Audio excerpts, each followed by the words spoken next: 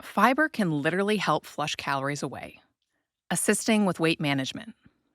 A review entitled Food Fiber as an Obstacle to Energy Intake summarized the 4 Ds by which dietary fiber results in reduced caloric intake. There's the dilution of calories by expanding the volume of food, distension of the stomach through fluid absorption, delay in stomach emptying of the gelled mass, and dumping of calories by blocking the absorption of other macronutrients. That 4th D triggers a 5th phenomenon known as the ileal break. As Dr. Greger has covered, the ileum is the last part of the small intestine before it empties into the colon. When undigested nutrients are detected that far down, the body puts the brakes on further eating by curbing our appetite. So there are lots of ways eating more fiber can help with weight regulation. Across more than 10 weight loss studies, those randomized to consume higher fiber diets lost more weight even when calorie intake was fixed. So more weight loss even when prescribed the same number of calories. If it wasn't the calories inside of the equation, was it the calories out?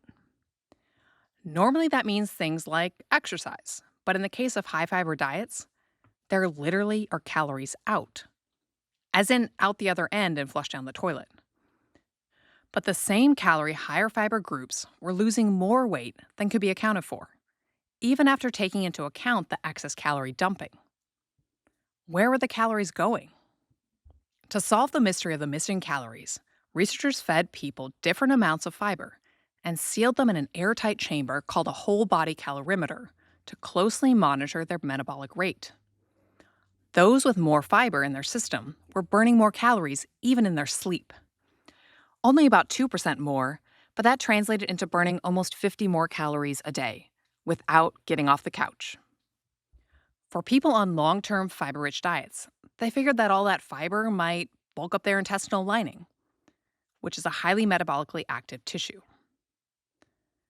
Why were they spontaneously burning off more energy even when they were asleep? It turns out all that extra fiber may have been giving their gut a workout. Our intestines are muscular tubes, so our small intestine is like 20 feet of muscle, which contracts in waves to move food along. But fiber-depleted foods don't offer much resistance.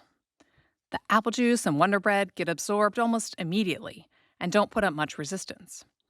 It's like weightlifting with a barbell made out of styrofoam. Not very effective.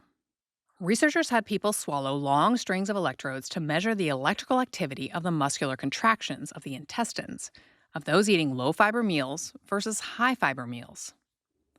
The individuals eating more fiber not only had stronger, faster, longer contractions, but reduced the periods of intestinal inactivity. Turns out our gut can be sedentary too. But if we eat lots of fiber-rich foods, we can be asleep, and our gut will still be exercising all night long.